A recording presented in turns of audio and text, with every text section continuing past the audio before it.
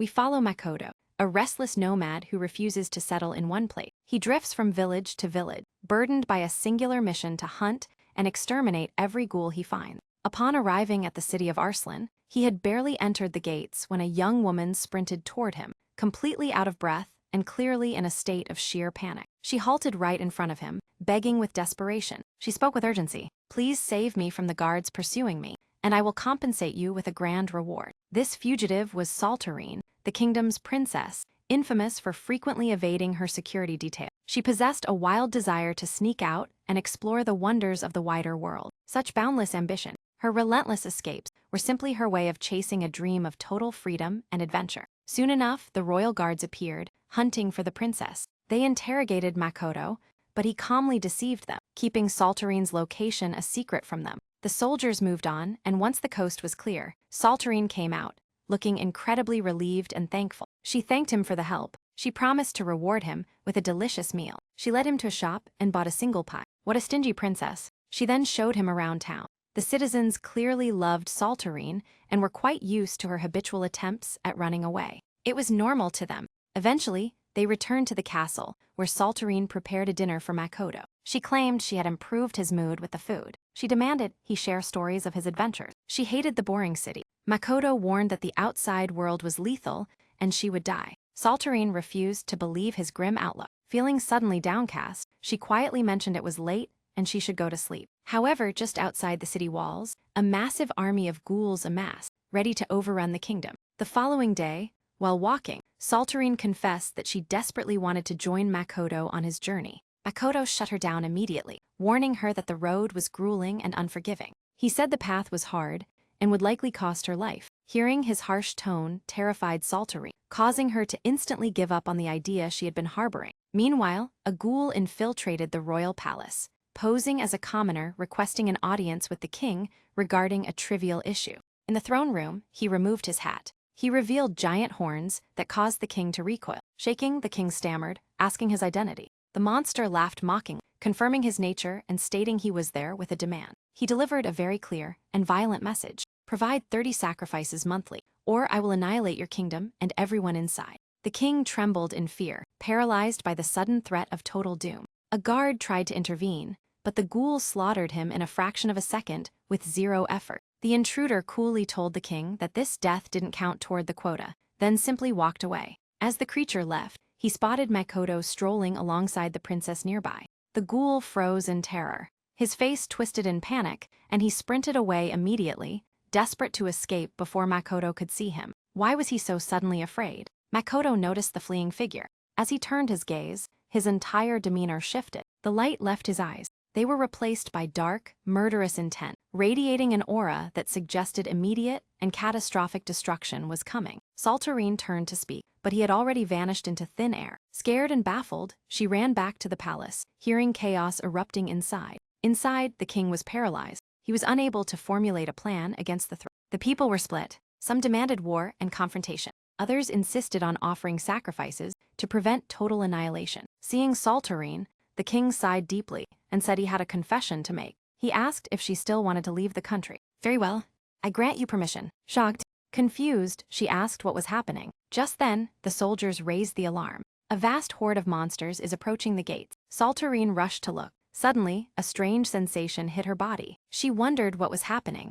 "My eyes, they hurt." Her body felt incredibly hot. She felt compelled to watch the battle. Meanwhile, the scout returned to the main army. When the giant leader saw his terrified face, he asked confusedly what was wrong. "Why have you gone pale like that?" The scout replied in fear. He reminded him of the human who destroyed their homeland and exterminated their kind. The giant answered that he remembered that well. The scout shouted that the man was here. He urged a retreat to save themselves. The giant calmly pointed ahead, asking if he meant that specific person. Looking at Makoto, the scout panicked again, consumed by pure fear. Makoto stood his ground, fully prepared to slaughter every single one of them. The giant leader felt a thrill of excitement and roared a challenge. "Then come to me." Saltarine arrived and begged Makoto to flee, screaming for him to run. Makoto simply glanced at her and said he was a bit busy. The monster attacked, but Makoto cut off his arm before he could blink. The giant fell, bleeding heavily and unable to stand. Makoto calmly tied back his hair. His eyes changed color, and he charged at the rest of the horde. He butchered them one by one with overwhelming power. Saltarine watched in paralysis, terrified by the sheer violence of his strength. After the battle, Makoto beheaded the leader, mocking his weakness as the creature took his final breath. "What is the strength you boast about? Where did it go?" Returning to normal, he told Saltarine it was finally over. He flashed her a casual peace sign with his fingers. Saltarine thought he should be a hero, but wondered if a savior needed to be that scary. Suddenly, a dog appeared with his gear, signaling it was time for them to move on. Makoto cleaned off the blood and walked out of the city without a second glance. Saltarine tried to follow, but the pile of monster corpses blocked her path completely. A month later, after the incident, Saltarine was still confined in the city, haunted by a specific lingering thought. What if she had left with him? This question sparked a powerful fire inside her. She marched to the king and announced her final decision with unwavering determination. She renounced her royal title, vowing to leave and explore the entire world. To prove her seriousness, she cut her hair off right in front of him. Declaring her iron resolve, she announced she was leaving immediately. Seeing her steadfastness, the king realized he couldn't stop her and accepted it. He granted her permission and bid her a fond farewell. Saltarine prepared her bag. Thus began the ex-princess's journey to discover the unknown world and leave her old life behind. Setting out, she found a bizarre half-human creature lying on the ground. Half human, half animal. Its appearance was astonishing enough to make her whisper. She mumbled that she should stay away from such things. She tried to leave, but heard a pathetic growl of hunger coming from its stomach. Feeling pity, she decided to offer the creature a carrot to eat. She sat down and they exchanged a few words. She learned this rabbit-like person was named Frau. Frau ate the carrot with immense happiness. Being a rabbit at heart, she couldn't resist such delicious food. Saltarine showed her a sketch of Makoto, asking if she had encountered this man before. Frau looked at the drawing. She stared blankly and honestly admitted she had never seen him. Saltarine accepted this and stood up to continue her journey. However, Frau followed her, insisting on joining her as payment for the carrot. She claimed that was the price. Saltarine rejected the offer, telling her to go away. But Frau warned that traveling solo was far too dangerous. Seeing the logic in that, Saltarine agreed to let her tag along on the trip. Eventually, they reached a village. The locals welcomed Saltarine, but kicked Frau out because of her demi-human appearance. Saltarine refused to stay without her friend. She left the village to sit with Frau outside. They didn't give up, though. They returned, but this time Frau hid her long ears under a large cloak hoping to pass unnoticed. They carefully sneaked back in, trying to avoid any attention. They were quickly intercepted by the chief, but thanks to the disguise, he had no idea who she was. It is a mystery how he missed it. Perhaps he was just tired or slightly senile. He invited them home. Saltarine ate with him, while Frau happily chewed on carrots in the corner. After eating, Saltarine asked the chief a suspicious question. "Why are you being so generous to us? Do you want to make us your servants?" The man answered sadly, as if remembering a past pain. "No, daughter. Monsters plagued this village just days ago. They attacked often and ate our people without mercy." He said a traveler arrived, killed every monster, and saved the entire village from total destruction. That is why we now live safely. After seeing that traveler's true heroism, I decided that I would welcome every single stranger who enters here. The chief spoke respectfully while telling Saltarine the story of their savior. Saltarine realized the savior must be Makoto, so she asked the chief about him. The man replied that Makoto had left, and he did not know his destination. Saltarine accepted this, then asked why the villagers hated demi-humans so very much. He answered that they are mindless beasts who pose a huge threat to humans. Saltarine nodded, then left him to go sleep in her room. However, before sleeping, her conscience began to torment her. She had deceived this generous man by sneaking Frau inside without revealing her true identity. Ultimately, she decided to put off this guilt until later. She slept, but woke up the next morning to villagers screaming about a monster. A beast attacks the village. She ran to the noise, feeling a strange sensation in her body. Looking at her hands, she felt her eyes shift colors in an unsettling way. She whispered that something truly strange was happening to her. The monster cornered Saltarine to kill her. Suddenly, Frau intervened and smashed its skull in. She sarcastically noted that only the rooster was left to brag. A passing squad of soldiers saw the fight and witnessed Frau's overwhelming strength. They were amazed, but the terrified villagers saw Frau only as a monster. Terrified, they ordered her to leave. Saltarine tried to defend her, but her attempts failed. Frau approached the man who had hosted them. She thanked him for dinner, then she departed, and Saltarine left with her. As they walked, the soldiers who had seen Frau's strength suddenly appeared and arrested them both. They were taken to the Remetal Kingdom and imprisoned for their actions. However, moments later, Hawthorne entered the cell to set them free. He explained that humans are legally forbidden from traveling with demi-humans. He added he knew the truth. He saw Frau defend Saltarine and heard the elder thank her, so he came to release them. Why did he arrest them then? Maybe he suffered from emotional emptiness. The girls were hungry, so they told Hawthorne that since he arrested them, he was responsible for feeding them now. Hawthorne smiled, agreed, and took them to the village for lunch. He warned them it was lunch only, not dinner too. They assured him not to worry. While walking down the street, some small children approached. They asked Hawthorne, assuming Saltarine was his lover. They laughed and praised his choice. She's beautiful. Saltarine quickly snapped back in denial. His lover? Never. Not my type at all. The children laughed and ran off. Frau was not paying attention to anything. She was busy chomping on carrots. At that moment, two powerful ghouls arrived at the kingdom of Remedhul to attack. The small girl was Mickey, and the large ghoul Set. Mickey had a cannon sealed in her eye. She began concentrating her energy. Preparing to destroy the gate, Mickey fired her cannon. Everything before her exploded violently, and the people standing near Saltarine were killed instantly. After releasing that energy, Mickey's strength completely drained, transforming her into a small child for 5 whole minutes. Set saw the chance to conquer the kingdom and rushed to slaughter everyone. Desperate soldiers tried to stop Set, but they were fools pushing a wall. Could they not see his size? Set did not wait. He slaughtered them quickly, smashing their heads with brutal strikes. Saltarine felt her body burning with fever, her eyes twisting into a terrifying form. She rushed at the ghoul. Hawthorne tried to stop her madness, but she heard nothing he said. Set saw her charging and attacked, but Frau leapt to protect her with a swift kick.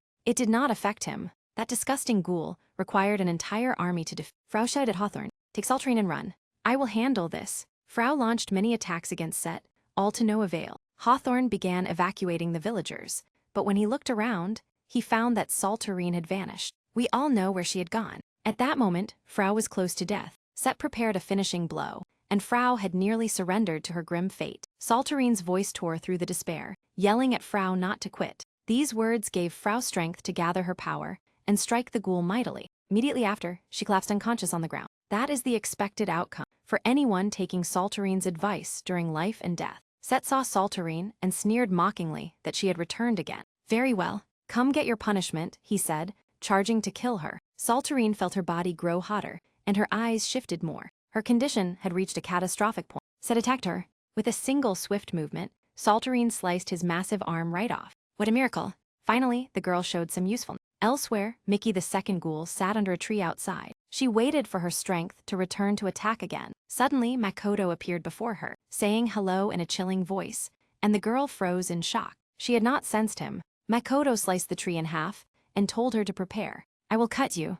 Mickey's face showed every shade of shock and terror. Makoto added arrogantly that killing her, while she was this weak, would bring him absolutely no joy in the fight. "I will wait for your power, then kill you." What a massive humiliation indeed. Saltarine smiled with victory after cutting Set's arm, but Set laughed furiously and challenged her to continue the fight. "I will kill you regardless." He charged forward, punching with full strength, but Saltarine blocked it effortlessly with one hand. Mickey's power was nearly restored, and she decided it was time to battle Makoto. They stood face to face, ready for war. Confrontation. Mickey unleashed her inner ghoul power, activating a new force called Sendo. Glowing eyes appeared around her, and she sent one for reinforcements. Realizing Saltarine was far stronger than him, Set growled in anger. "I will show you my fully charged cannon." He gathered his strength, aiming to finish her with a blast, and detonated the area, believing he had finally killed Saltarine. What an absolute fool. Saltarine emerged from the smoke completely unharmed, as if nothing had happened. She gave him a faint smile, then ended his life instantly. Set met his end, and the battle closed. Saltarine looked at him, but could not remain standing for long. She collapsed immediately from exhaustion. Mickey heard the explosion caused by Set and exclaimed in surprise, wondering what the loud sound was. Did Set use his cannon? Who is he fighting? Suddenly, Makoto told her to focus on him. He sliced her in half. It was only an illusion. Mickey was alive and preparing to face him. Makoto dominated the battle, destroying all of Mickey's eyes at once in one move. Shocked by his strength, she asked helplessly how he was so powerful. Makoto replied with blatant mockery that she was weak. He ridiculed her, saying she had nothing left but her cannon. "Do not worry, I will not run." He stabbed his sword into his leg. Enraged by the insult, Mickey fired her cannon, but it had absolutely no effect on Makoto. Mickey's energy ran out, and she reverted to her childlike form once again. Makoto kicked her twice, as if she were a ball. Before killing her, he recalled childhood memories and decided to refrain from ending her life.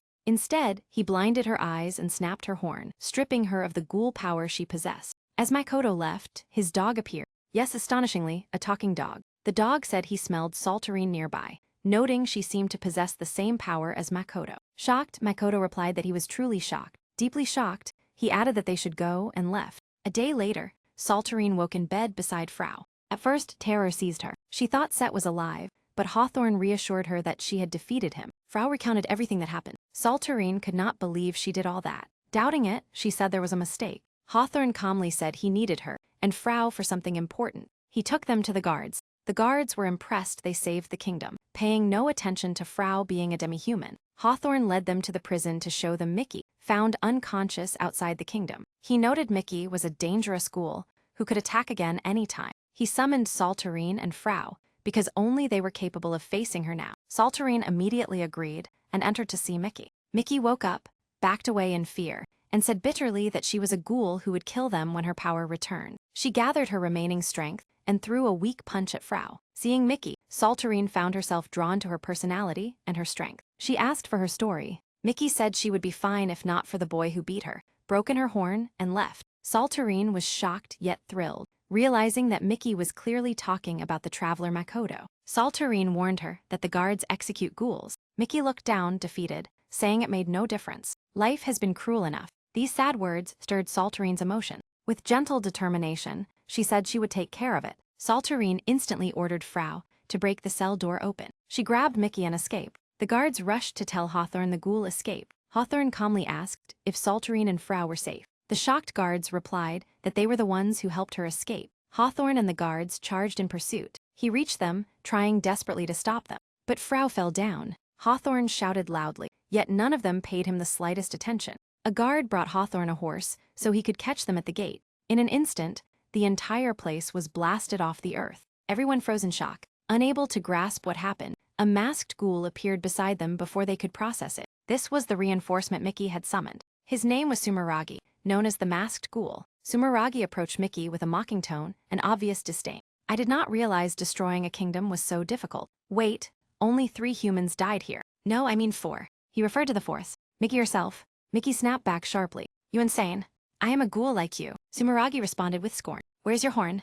Where are your eyes? You're nothing but a human now. And like them, you die. Mickey collapsed, drained of hope, and helplessly told him to do what he wanted and kill her. As Sumeragi prepared to end her life, Saltarine burst onto the scene, shouting at him to stop killing her. Anyone who dares touch this girl, while I stand here, will be shredded. She laughed boldly, and Frau stepped forward to stand beside her. Saltarine whispered desperately to Frau, asking what they were supposed to do. My ankles feel loose, and my knees are knocking. Frau answered with fake encouragement. Do not worry, Saltarine, you are strong. Did you not defeat that ghoul? Sumeragi overheard their conversation and rushed to kill them before they continued chatting. But before he touched them, a voice echoed in his mind. Wait, do not kill her. Sumeragi obeyed the command instantly, turned around, and left them unharmed. Once he vanished, Saltarine and Frau remained, gazing silently at the kingdom's utter destruction. They began remembering the past. Saltarine looked around and asked what this was. Someone here is mentally broken, beyond any repair. She found Hawthorne. Saltarine walked up,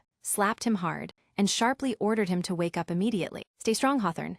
We lack food, weapons, and water, yet we desperately need to eat. Shaken by her harsh tone and their grim reality, Hawthorne finally regained his senses. They headed to a neighboring kingdom that Mickey recommended, as she had scouted the region before her attack. They arrived at the village and entered an inn. The owner refused them instantly, stating no demi-humans were allowed to stay inside his inn. Hawthorne stepped in immediately, promising that he would handle the situation himself. He managed to resolve it, convincing the man to let them stay. In the room, Hawthorne took out his wallet. He handed it to Saltarine, warning her with desperate frustration. Buy food with this, but do not spend it all. This is my last money. Since meeting you, bad luck has chased me relentlessly. My money vanished. The kingdom fell. Why is your luck so catastrophic, Saltarine? She replied with a laugh. Do not worry, I will return with an empty wallet. After she left, Hawthorne sat on the floor, drowning in sorrow, bitterly stating he was a soldier ready to die, yet the people he protected were all dead. Everything vanished in 1 second. He added weakly that he could not pretend anymore. Frau approached him, patted his head, and reassured him softly that he was strong enough and had their support. Hawthorne regained some strength, admitted she was right, and stood up to lighten the mood. Mickey watched the scene in astonishment. How could Frau treat humans so kindly? She asked in admiration why she was like this. You are unique among demi-humans. You are incredibly beautiful. Frau explained she had been oppressed by humans until she met Saltarine, who changed her world for the better. Because of that, she changed too. Mickey believed her words. Her admiration for Saltarine grew even stronger. She asked Frau to give her a nickname. Frau named her Carrot, and Mickey accepted it happily. Meanwhile, Saltarine walked the street, reflecting on everything that had happened during her travels. She told herself, since leaving home, everything keeps falling apart. Is it my bad luck or just stupidity? She sat down to think about her journey's purpose. While sitting, she heard a familiar voice nearby. She looked up to see Makoto. The long-awaited moment of their reunion had finally arrived. Makoto politely mentioned that her hair looked beautiful after cutting it short. Saltarine blushed with embarrassment and replied, "Thank you. That is kind." She then asked Makoto a deep existential question. Why is there such division between species? Humans hate demi-humans and fight them. Ghouls hate humans and kill them. Why is the world this way? Makoto offered a theory that sounded harsh. Imagine a demi-human kills a mother in front of her child. That child grows up with burning hatred. If that child kills the murderer, no one would blame him. But would the hatred stop? Of course not. He will keep killing them until the very last one. He finished coldly, saying it was just a theory. Saltarine thought deeply, then declared she had made her decision and found her journey's true purpose. I will try to unite all species and stop the conflict. Makoto warned her the path would be filled with hardships. Saltarine answered firmly that she could endure a little pain. She asked Makoto to travel with her. He refused, saying he preferred the ease of traveling alone. She simply replied okay, and Makoto continued on his way. As he walked, his dog said she was still looking. Why don't you look back? Makoto answered that looking back would signal he wanted to go. I don't want that. Elsewhere, Sumeragi, the man who stopped the masked ghoul, was confronting that very same ghoul now. The ghoul asked why he stopped him. I was about to finish her. Sumeragi replied sternly that he saved him. You have no idea of her strength. She would have killed you. The ghoul asked who gave the order to stop. Sumeragi answered bluntly that he would find out soon. It seems the matter involves mayor conspiracy. Returning to Hawthorne, he noticed a small child approaching him. The child walked up, asked if he was alive, then hugged him. The boy told his story. He was guarding the library when a woman appeared, looked at him with a terrifying gaze, and transported him to the forest. Filled with fear, he wandered until he reached the city. Hawthorne realized that the one who saved him was the forest witch. Hearing witch, Saltarine excitedly told Hawthorne they must go thank her, accusing him of denying her kindness. Of course, she didn't care about the soldier. She just wanted to meet the witch. Everyone rested, preparing to visit her in the morning. Carrot slipped away to meet Sumeragi, who offered to restore her powers if she provided information about Saltarine. She hesitated in confusion. Torn between fear and loyalty, the fear he instilled eventually pushed her to accept his terms. The next day, the group reached the witch's dwelling, which was a towering colossal tree. They entered a juice tavern where Winnie welcomed them, saying they honored her with their presence. She examined them, remarking with amusement that she saw a human, a demi-human, and a ghoul. Is this a farm or a cocktail? Saltarine cut her off eagerly. That doesn't matter now. What matters is that you teach us magic immediately. Winnie served them drinks, claiming kindness, but could she really be trusted? She was about to charge them for their past and future. Hawthorne asked why she saved the boy. Winnie explained she was in the library when she sensed massive energy heading toward the city. She stepped outside, found the boy, and saved him. Hawthorne gratefully said she saved a soldier from his kingdom. You have my deepest thanks. She blushed, replying shyly. Saltarine asked about magic, and Winnie replied there were many types, offensive and defensive. Saltarine quickly said to teach her anything. Asked why, Saltarine explained she wasn't good at sword fighting or physically strong, so she needed a way to defend her friends. Frau believed in her, saying she was strong. You are the one who defeated Set. But Saltarine replied she didn't remember defeating him. Winnie agreed to teach her magic on 3 conditions. First, never speak of what happens here to anyone. Second, obey me without question. Third, you must pay me $1 million. Saltarine was shocked and exclaimed at the price. I can barely afford meals. How can I pay? Winnie softened, saying fine. Considering your situation, I will accept all the money you care. Saltarine stared at Hawthorne, who straightforwardly said he wasn't giving her anything. She pleaded, asking if she was more important than money. He replied coldly, the money obviously. Disheartened, Saltarine asked Hawthorne to teach her swordsmanship instead, although the connection was questionable. It was simply the limit of their budget. They went outside, and Hawthorne handed her a stick to attack. Saltarine lunged with all her strength, but Hawthorne blocked her strike effortlessly. Meanwhile, Carrot remembered Sumeraga's word. Use the eye to look at them. And when she did, she saw that Saltarine possessed enormous magical energy. Shock overwhelmed her at the magnitude of her discovery. The day passed, but Winnie reminded them it was late and invited them to spend the night in her tavern. They happily accepted, except Hawthorne, whom Winnie called over to show him something privately. After drinking 2 glasses, Winnie was about to sleep when Frau entered. It became clear from their conversation that they had known each other for a long time. Winnie scolded her. "I haven't seen you in 3 years. You changed your form, abandoned your power, and now live like a human creature." Frau replied simply yes. Frau asked Winnie to teach Saltering. Winnie agreed, saying a friend's request is a command, but she would pay the $1,000,000. "Take your time collecting it. I am in no rush." Frau happily agreed. They finished, and Winnie served Frau a refreshing carrot juice to calm her rabbit side. The next day, Winnie began teaching Saltering the basics of magic, and Saltering was overjoyed. But Winnie made her run with Frau until breathless, then practiced sword fighting with Hawthorne. Saltering protested, asking where the magic was. Winnie glared at her sternly and said, "Rule number 2, follow orders without discussion." Saltering obeyed, removed her jacket, and continued training with Hawthorne. He told her not to worry, he wouldn't hurt her. As she attacked him, Hawthorne suddenly remembered what he had seen the night before. Winnie had shown him a vision of Saltering killing Set, explaining that anyone with such energy is called a monster. Hawthorne replied that this girl had a kind heart. Winnie challenged him to see how he handled her.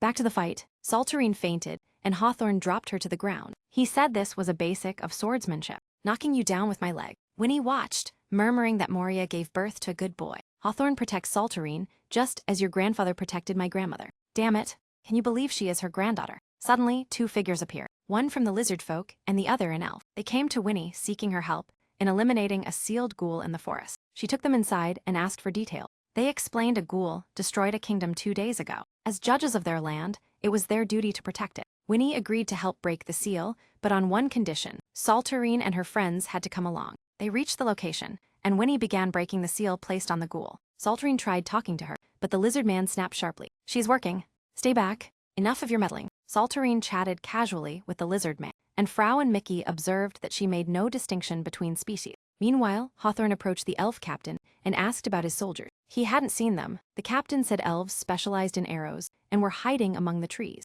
Hawthorne exploded angrily, asking if he intended to sacrifice the lizard folk while his army hid. Saltering heard this and joined the argument, shouting at the captain, "How disgusting your words are." The captain was stunned. Saltering shouted again, "How can you be such a coward? Be a man. Stop acting like a child." Before Saltering could finish, a ghoul dressed in priestess robes appeared. "Milia."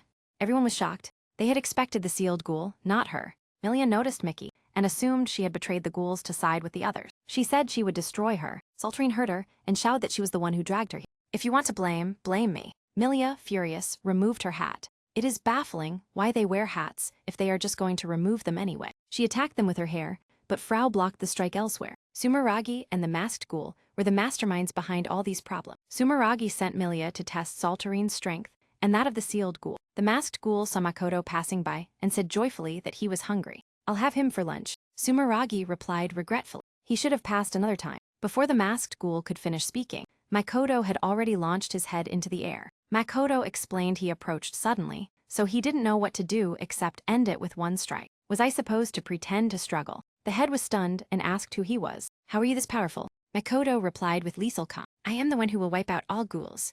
Back with Saltering, the sealed monster joined the fray, revealing itself as a giant tree. Hawthorne planned how to defeat the giant. He asked Winnie if she had power to fell it. She said yes, but needed time to prepare the spell. Hawthorne said that was fine. He gathered them to explain. The allies must distract the giant until Winnie is ready. Saltering will bait Milia, allowing Frau and me to strike her from the rear. The elf captain ordered his troops to fight, realizing this threat endangered them all. Saltering felt joy seeing the species unite against the enemy. She was finally witnessing true unity between races. However, she heard Mickey behind her pointing out how everyone was fighting. They united to kill the single monster. Mickey mocked the human joy. Saltering then shouted loudly, proposing an immediate alliance between them. Everyone heard her and wondered if the girl had completely lost her mind. The tree monster grabbed Saltering with branches, squeezing hard while questioning her alliance offer. "You are a foolish human. We are born from hatred of humans.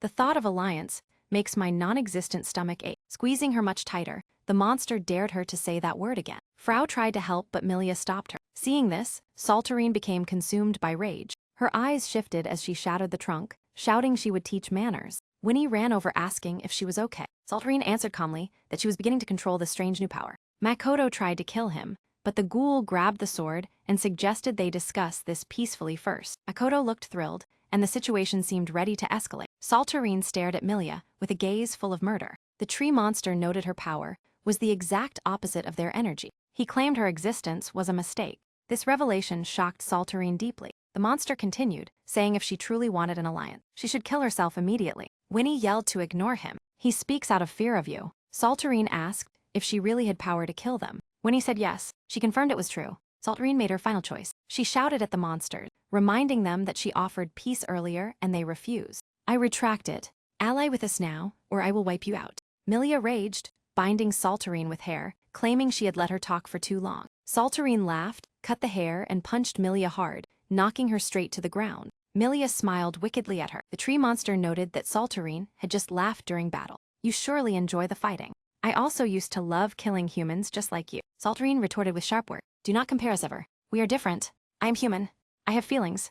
The monster replied it was his turn to have fun. Before fighting, he decided to eliminate the useless girl standing next to her. She is not a monster. The creature replied she might be one of his kind. If she acts this shamefully, death is better for her. Furious, Saltarine jumped to shield Milia from the strike, screaming that she would end him right there and then. Saltarine charged the massive tree with full strength, wiping him off the earth with one blow. Thus, Saltarine defeated the monsters for the second time today. Her energy was entirely drained, and pure exhaustion was clearly written all across her face. Winnie told her she protected the forest and everyone here. Everyone thanked her, and Saltarine felt overjoyed before fainting. However, Hawthorne noticed that Milia had managed to escape secretly during the night. That night, the races celebrated together peacefully, while Saltarine slept in bed. Mickey sent an eye to report to the masked ghoul, only to find him standing beside the severed head. She asked in disbelief who killed him. He replied it was Makoto. Mickey was shocked he survived. He explained he negotiated with Makoto,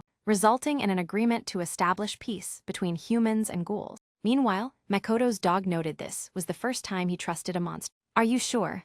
I did not trust him. My trust is for Saltarine. Saltarine woke and went to the tavern, seeing all the races sitting together and discussing matters peacefully. She watched them with overwhelming joy and pure peak happiness. Winnie told her to remember this scene for strength in the future. Saltarine agreed. The party ended, and the lizard folk and elf commanders returned to the forest. Saltarine sat down and sadly said she must leave here. I cannot stay here long. She continued speaking seriously. Someone is testing my power. Bad luck follows me everywhere I go. I must travel alone to protect everyone else. Hawthorne looked at her and asked, alone? That is nonsense. We are staying with you. Right, Frau? Frau agreed instantly. She warned they might get hurt. They answered with firm resolve. It does not matter. Staying with their friend was all that mattered. Saltarine cried tears of overwhelming joy. The next day, they packed up and bid Winnie farewell. She said her door was always open. They continued their journey to a new town. At the gate, guards warned of a vampire attacking beautiful girls in the area. Anxious, Saltarine wanted to camp elsewhere, but Hawthorne joked that the vampire wouldn't target her since she wasn't beautiful. He got what he deserved. In the city, humans looked at Frau with obvious hatred. It was clear demi-humans were severely oppressed in this place. Furious, Mickey urged Saltarine to use her power to punish the humans for mocking Frau, but Saltarine refused the request. I will not hurt humans. Mickey was upset and saddened. At the hotel, Frau and Mickey left to buy ear covers so Frau could stay with them. Frau saw carrots and could not resist. She bought some, but the merchant treated her terribly. He threw the money on the ground for her. Mickey watched the whole thing. Filled with rage, she felt deep disgust for all humans. Saltarine and Hawthorne reached the room and unpacked gear. Hawthorne said to her worriedly, I fear for Mickey. I hope she avoids doing something regrettable. She's seeing human oppression while out with Frau now. I fear how she reacts. Saltarine answered fast, I will go get them. Mickey asked Frau why she did not fight back against the humans after their cruelty. Frau admitted that she used to fight back, but now she only felt peace with friends like Saltarine. Mickey stood and spoke sadly. I thought Saltarine was different from other humans, but she has disappointed my expectations. She has power but won't use it to help friends. She left Frau and walked away in despair. Walking, she heard rumors of a vampire and realized it was actually a ghoul of her own kind. She climbed high to look with her eyes. You may wonder how she uses her eyes without power. She kept a faint fragment of energy, using it for whatever small tasks she could. Mickey spotted the vampire's location and went there. She met him and described Saltarine's power, explaining how she defeated 2 ghouls instantly. The ghoul, named Kikichi, grew excited and said he would kill her then. Mickey refused, saying she didn't want her killed. Destroy everyone in this town. Kikichi answered mockingly, should I kill the town but spare them? Mickey felt terrified. She wanted to say yes, but fear silenced her tongue. Frau entered then, telling Mickey not to push herself hard. Frau had clearly searched for her until her feet ached. Kikichi looked at Frau, realizing she was the demi-human everyone had been talking about. I will leave you to go kill Saltarine. Frau stopped him, shouting, asking where he was headed. The ghoul got angry, ready to explode violently. At that moment, Saltarine's eyes transformed as she rushed to the ghoul. Frau tried to fight Kikichi, but he was clearly superior. He lifted Frau, declaring it time to die. He sank fangs into her. He unleashed power through his fangs, blowing apart the entire upper half of her body. Saltarine arrived and saw the horrifying scene before her eyes. Fury consumed her completely. She gathered every ounce of strength and struck Kikichi with a punch that made blood spout. The ghoul attacked with explosive blood, but it was useless. Saltarine told him ghoul power didn't affect her, and while she didn't hate his kind, he was an exception. I will kill. Kikichi cut his hand and used explosive blood to bind Saltarine tightly. He said if power fails on her, it affects clothes. Saltarine froze solid. She couldn't move. He advanced to finish her. Mickey threw a fragment of power at him, but it had no effect. He mocked that just a moment ago, she was trying to protect humanity. Do not kill my friend. Moved briefly, Kikichi decided to kill them both, gathering a massive blood sphere to end her life right now. Saltarine yelled in despair to run, but it was useless. At that moment, Frau was elsewhere after dying. An angel-like girl appeared, and Frau begged her to restore her body. You died twice this year. Frau admitted it, but had to help friends. She asked the girl for power to win, so Frau returned to reality. What just happened to Frau? What mystery is this? It is strange. We will learn later. Before Kikichi could kill Mickey, he heard Frau behind him. Her body restored. Black wings spread from her. Her eyes changed completely, making her look like a monster. He threw blood spheres at her, but she swallowed them. The shocked ghoul stared as she vanished in a blink.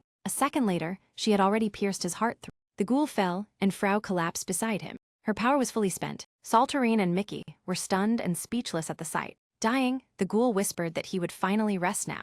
I return to you, Rose. This ghoul had lived among humans, hiding his horns and his fang. He loved a human girl, who loved him back in perfect happiness. They married, but his instincts overpowered him, killing her after the wedding. That moment was the most painful of his entire life. Dying, he warned them to hide Frau or face trouble. He wished Mickey a happy life with friends, bid farewell, and the day ended there. Next morning, Frau woke finding the angel nearby. The girl came to reclaim the power given. Such energy was not meant for the living. Frau cheerfully thanked the angel, who then took back the power and departed from there. I know you wanted a proper explanation, friend. What can we do? That is how the author decided. Saltarine and Mickey bought carrots at the market, hoping to feed Frau and help her recover. But the foul-mouthed vendor insulted Frau right in front of Saltarine and Mickey without hesitation, just because she was demi-human. Saltarine exploded in rage, landing a punch that smashed